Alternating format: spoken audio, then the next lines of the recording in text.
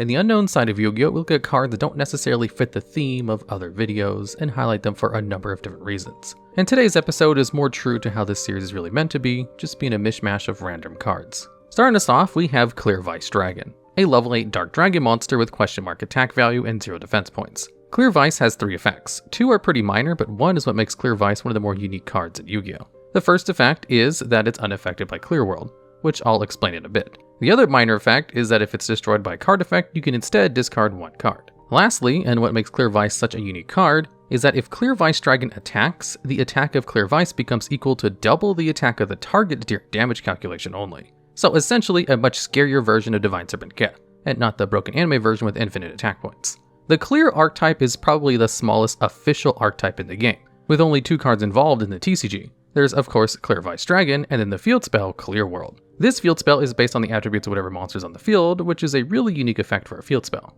But the effects aren't beneficial. Most of the effects tend to negatively affect both players. First, with Clear World, there's a maintenance cost of 500 life points during your standby phase, which isn't too bad, but both players receive the effects of the cards.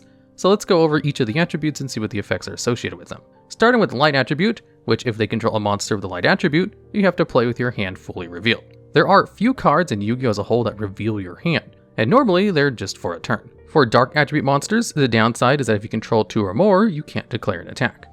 With Earth monsters, during each of your standby phases, you have to target 1 face-up defense mission monster you control and destroy it. And if you control a Water monster, during each of your end phases, you need to discard 1 card. Then there's Wind Attribute monsters, where you have to pay 500 life points to activate spell cards, which is one of the most negative effects of Clear World, but not as bad as the Fire Attribute monsters, which require you to take 1000 damage during each end phase of your turn. So suffice to say, the Clear Vice Dragon's effect of bypassing the negative effects of Clear World is not that great, considering how minor all these effects really are. There are some pretty interesting rulings and interactions with the attack boosting effect it has though.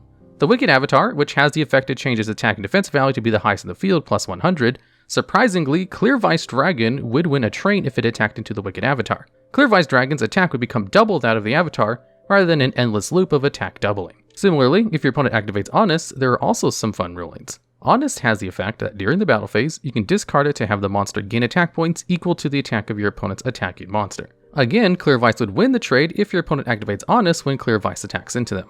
Clear Vice Dragon's attack points would become twice the boosted attack of your opponent's monster. With how strong Clear Vice Dragon is, in the anime, Clear Vice Dragon isn't even defeated in its featured duel. In the duel of Yusuke, who uses the Clear archetype against Jaden and Jesse, the only way Clear Vice Dragon was surpassed was by Rainbow Dragon's effect to return all cards in the field to their owner's deck by removing 4 Crystal Beast monsters from his graveyard. So suffice to say, Clear Vice is technically undefeated. Next up, we have Eater of Millions, which is a level 1 Dark Fiend monster with both question mark values for attack and defense. Eater has the effect that you can special summon it from your hand by banishing 5 or more cards from your hand, field, or extra deck face down. Eater of Millions also has the effect to gain 100 attack and defense points per each face down banished card. And for a final effect, when Eater of Millions battles an opponent's monster, you can banish the opponent's monster face down. As a cost, however, Eater of Millions can't be used as material for any kind of extra deck summon, except for links. Eater of Millions has been used as a possible tech option in a variety of decks that utilize banishing cards, like Trickstar or more recently in Grand Maju decks, because Grand Maju to Aiza gains 400 attack and defense points per banished card you control. So the deck focuses on using cards that banish your own cards to create a super high attack beat stick with Grand Maju. Cards like Gizmeco Orochi, the Serpentron Sky Slasher, or Golden Castle Strongberg utilize their effects to banish tons of cards. Regardless of its competitive use, the artwork of Eater of Millions showcases a lot of other cards in its artwork. As per its effect and name, it's eating specifically the cards Gaga Gyo, DD Trainer, Esper Girl, and Night Day Gareffer. Don't ask what any kind of deck uses all these cards, because they're all a bit all over the place, and also breaks the fourth wall since Yu-Gi-Oh cards eating other Yu-Gi-Oh cards. Anywho, back on track. Although no deck other than a Monster Mash should include the random cards showing the artwork of Eater of Millions, there is a common theme between them. See, all these aforementioned monsters, according to their lore, have been banished for one reason or another, and are seen returning to the normal world in Premature Return and a number of other cards. Lastly, Eater of Millions is surprisingly a baby, or at least a child, because in the Banquet of Millions we see a much more grown-up adult version of Eater of Millions. You can see the same fiend swallowing even more cards in its younger self. This is furthered by the banish-related effect. Although Banquet is a lot less popular than Eater, which is a different take than most, as the evolved or older versions of monsters are usually better than their younger counterparts, like in the case of Ultimate Tyranno and Ultimate Conductor Tyranno. Shura, the Combat Star, is a level 12 Dark Warrior Fusion monster with uniquely 0 attack and 0 defense, and requires 2 fusion materials. Ida-10 the Conqueror Star, and 1 level 5 or higher warrior monster. Shura has a couple effects.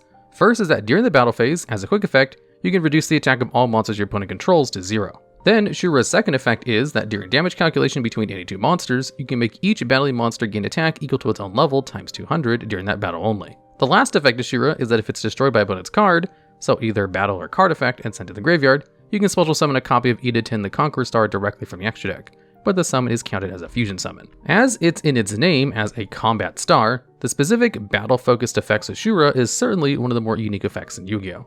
Very few monsters outside of a couple of cases have effects that change so much during the battle phase. What makes Shura's effect really special is that because it essentially is at the max level that a card can be without level modulations, or not number IC1000 Numeronia, who is the only level or rank 13 monster in the game, that Shura can't lose a battle of attack points with its effect. Sure, it can tie with another level 12 monster, but in most cases, it'll beat over pretty much anything, since there are actually a surprisingly low number of level 12 monsters in the game total. The few cards that come out on top against Shura are those that are unaffected by other card effects, so examples would be Geomathemech Final Sigma or your Raid Raptor Ultimate Falcons. And at least thanks to its floating effect, if Shura the Combat Star is destroyed for whatever reason, it can float into Ida-10 the Conqueror Star. This is a level 10 warrior fusion monster with an average stat line of 3000 attack and 2200 defense points. Unlike Shura, Ida-10 is surprisingly a light attribute monster, but still shares a very similar effect. Requiring any 2 level 5 or higher warrior monsters, Ida-10 on fusion summon adds a level 5 or higher warrior monster to your hand. So in tandem with Shura's floating effect, you basically get the materials to fusion summon another copy of Shura on the first copy's destruction. Ida-10 doesn't only search a card on fusion summon, it has 2 once per turn effects. First is to discard any number of cards, and Ida-10 gains 200 attack for each. So it can pretty handily beat over most boss monsters who reside at the 3000 attack point threshold. The other effect that Ida-10 has is that once per battle, if Ida-10 the Conqueror Star battles an opponent's monster with a lower level than it, as a quick effect, you can make your opponent's monster's attack points drop to 0 during damage calculation only. So, long story short, Ida-10 has some serious damage output possibilities, especially since most decks don't run high-level monsters. Most boss monsters reside at level 10 or below outside of a few edge cases. Both of these cards have unique and niche battle phase related effects that we don't see too much anymore, as modern Yu-Gi-Oh! Isn't so much battle phase focused. Rather, it's more about wiping out your opponent's field before reaching the battle phase in the first place. Next up and last is Armitile the Chaos Phantasm. This is a level 12 Dark Fiend fusion monster with a similar stat line to Shura, that being 0 attack and defense. Unlike Shura, however, Armitile has a quite specific material requirement in the 3 Sacred Beasts: Uriah, Lord of Searing Flames, Haman, Lord of Striking Thunder, and Raviel, Lord of Phantasms, who need to be banished from the field. With 0 attack and 0 defense, Armitile seems pretty harmless. Well, that's until you read its effect, which lets it gain 10,000 attack points during your turn. Additionally, Armitile can't be destroyed by battle. But in all honesty, you most likely aren't going to be beating over Armitile unless you're running some card that matches attack points, like the Wicked Avatar or Clear Vice Dragon. And despite being the fusion of the 3 Sacred Beasts who are supposed to be the god card equivalents in the GX era, Armitile is kind of harmless if you think about it, because its insane attack point value is just on your turn only. So if you don't attack your opponent and win on your turn, then you have a massive sitting duck on your side of the field with essentially no protection. Although you do have the battle protection, you'd still be taking any battle damage that comes your way. And it's not like you'll have Armitile in defense mode, because its effect only allows it to gain attack points. A fun strategy with Armitile is with Phantom of Chaos. This level 4 fiend with 0 attack and defense has the effect to target 1 effect monster that's in your graveyard and banish it. Then until the end phase, Phantom of Chaos gains that monster's name, attack points, and effect. So if you control 3 Phantom of Chaos and each of them uses their effect on their respective Sacred Beasts, you can technically cheat out Armitile that way. But at that point, it's significantly more valuable to keep all 3 Sacred Beasts on the field, as each is a pretty strong boss monster of themselves. So let's break down each of the components, starting with Uriah, Lord of Searing Flames, the Slifer the Sky Dragon equivalent. This level 10 pyro monster has 0 attack and 0 defense, and can only be special summoned by sending 3 face-up trap cards you control to the graveyard. Once summoned, like Slifer, it gains 1000 attack points depending on how many cards are in a certain location. For Slifer, it was in the hand. For Uriah, it's the amount of continuous traps you have in your graveyard. Also, Uriah has the effect that once per turn, you can target and destroy 1 set spell or trap card your opponent controls, and your opponent cannot respond to this effect. So as previously mentioned, Uriah is a Sacred Beast version of Slifer, and this is pretty apparent with their colors, snake-like bodies, and most notable, both of them have the iconic 2 mouths. There is also a third quote-unquote brother to this duo with the Wicked Eraser, who is the evil version of Slifer. And to end this brief on Uriah, for a long time since release, Uriah was the highest level of all pyro monsters. That was until Subterra Behemoth Ultramorphous came out in 2016, 10 years after Uria's release. Next up is the Winged Dragon Ra equivalent, Hamon, Lord of Striking Thunder. Similar to Uria, Hamon is a level 10 light thunder monster. But unlike Uria, Hamon has a pretty strong 4000 attack and 4000 defense. Hamon's summoning requirement requires you to send 3 face-up continuous spell cards you control to the graveyard, which meant it was actually a tech option in some Crystal Beast decks in the past. And the payoff is its high damage effect. If Hamon destroys an opponent's monster by battle, you can inflict an additional 1000 damage to your opponent on top of battle damage. And on top of that, Hamon has a bit of a defense utility, as if it's in defense position, your opponent can't target any of the monsters for attacks other than Hamon. And beating over 4000 defense is a bit of a challenge for most monsters. Hamon shares its similarities with the Winged Dragon of Ra in terms of dragon-like appearance and most notably color. Hamon also shares the number 1 spot for the highest attack points and level of Thunder monsters with Thunder Dragon Titan and Prankid's Battle Butler. Last but certainly not least is the obelisk version of the Sacred Beast, Raviel, Lord of Phantasms. Raviel is a level 10 Dark Fiend monster with 4000 attack and defense.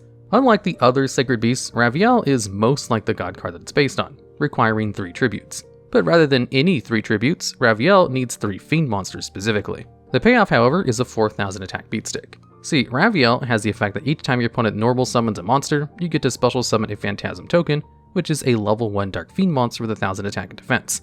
And the only restriction is that they can't attack. And once per turn, Raviel can tribute any one monster and then gain that monster's attack and defense points. In most cases, Raviel will be tributing the Phantasm tokens, so in a total it would have 5000 attack points for the turn, which isn't too shabby. However, the tokens only appear when your opponent normal summons a monster, and by the rules of the game, that typically only happens once per turn. Well, unless your opponent is running cards like Double Summon that allow for multiple normal summons, or is playing Fluundereeze. In terms of god card counterparts, if the color scheme or method of deduction didn't give it away, Raviel is the counterpart of Obelisk the Tormentor. Both have the same blues and humanoid appearances with similar attack gaining effects. Although in concept and design, the Sacred Beasts are pretty cool, that's not enough to make cards good. Despite the heavy amount of resources bring each of them out, and even Armitile, they all get wiped out by a simple Regeki or any sort of card effect destruction. Although the Sacred Beast got some pretty good support with the Chaos Summoning Beast, Chaos Core, and the field spell Fallen Paradise, which all immensely help out the Sacred Beasts, even more than the support cards for the God cards. Although there is relatively new support that came out in 2022 for the original God cards, it seems like the Sacred Beasts have been put away the back burner in Konami's eyes, as the concept itself of the God cards or godlike cards are a little on the outdated side. Alright, and that's it for this episode of the unknown side of Yu-Gi-Oh! Are there any other cards you'd like to see us cover in the series? If so, please let us know down in the comments below.